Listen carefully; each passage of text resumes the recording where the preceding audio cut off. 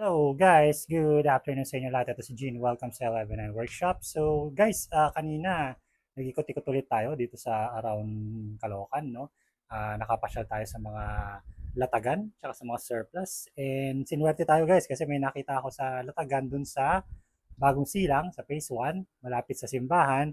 And I got this one, guys. And it's a Craftsman 19.2 volt na impact driver C3. So kasama yung battery niya pero walang charger.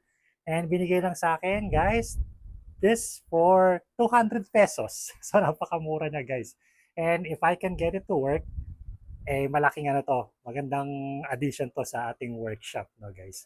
So hindi na sa atin bago mga Craftsman tools. Meron tayong Craftsman actually dito, ito yung aking Craftsman na drill na galing sa tatay ko. Pero ayoko nito, tong drill na to, kasi medyo mabagal siya. No? Nababagalan ako sa kanya. Hindi siya kasing bilis at kasing efficient ng iba nating mga cordless tools or cordless drills. Pero kasi ito, impact driver to, eh malaki pakinabang ang impact driver talaga sa akin. So, sa mga paborito kong tool talaga is impact driver. So, as is kung binili to, 200 pesos and hindi natin alam kung gagana siya. If we can get it to work, very good. So, paano natin gaganahin to? Wala tayong battery or wala tayong for Craftsman, eh, i-convert natin sa empty type or Makita type battery. So, meron tayong converter dito. Kaya kinuha ko lang to doon sa dati nating tool na hindi na natin ginagamit. So, binaklas ko na siya. I'm gonna put this here. So, first of all, tanggalin muna natin tong battery niya na to. Pansira na yung battery niya sa ibabaw. So, medyo useless na to, guys. And then, kakalasin lang natin siya. Testingin natin kung gagana siya.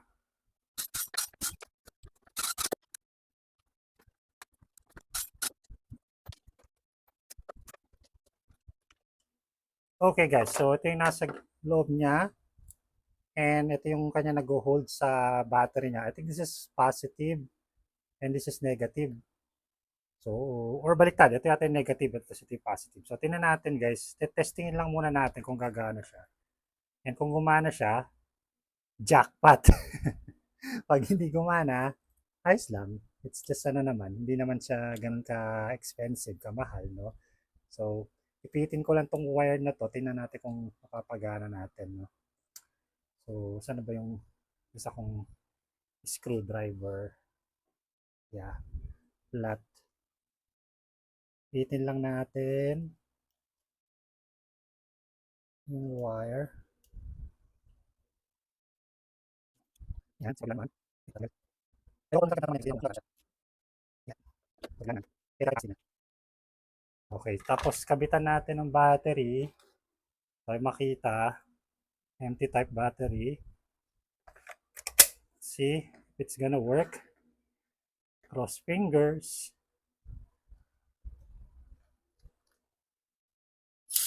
Uy! Yeah! It works. Ayos. Yes! Okay. So, woo!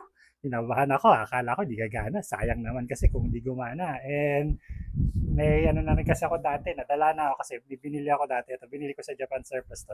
300 to. Pero wala. Hindi ko na pagarak si corroded na yung ano niya eh. Yung mismong brushless kasi to eh. Yung rotor niya corroded na. So, pero tinawag ko pa rin kasi pwede naman itong gamitin na spare parts. No? Pero to gumana siya. Alright, that's awesome. So, kaso wala pala, sira pala yung panghinang ko. So, I think yan ko na lang to. I-splice ko na lang tapos lagyan ko lang ng heatsink para mag-bond siya ng permanent, no? Okay, yan guys, na ano ko na, heatsink ko na dito. Pinagdugtong ko na, ni-splice ko na. Tapos, ibalik na lang natin tong kanyang cover. Dahan-dahan lang.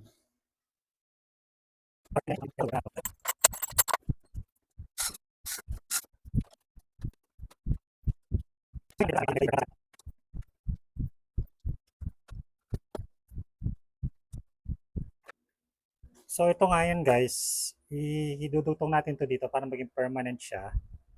And that is very simple. I-screw na lang natin to. Gamit lang yung black screw natin. Sakto naman siya dito. So, yun. Ayan, so, tingnan mo lang ha.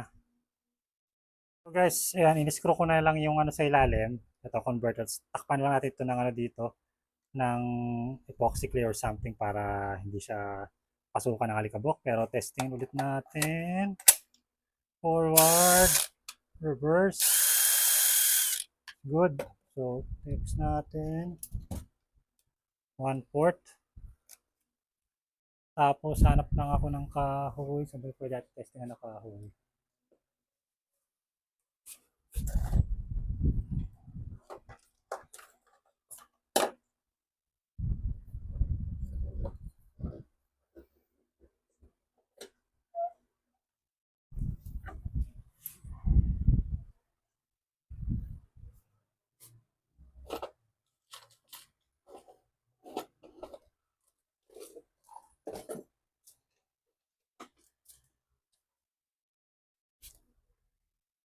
Testing lang natin 3-inch na screw.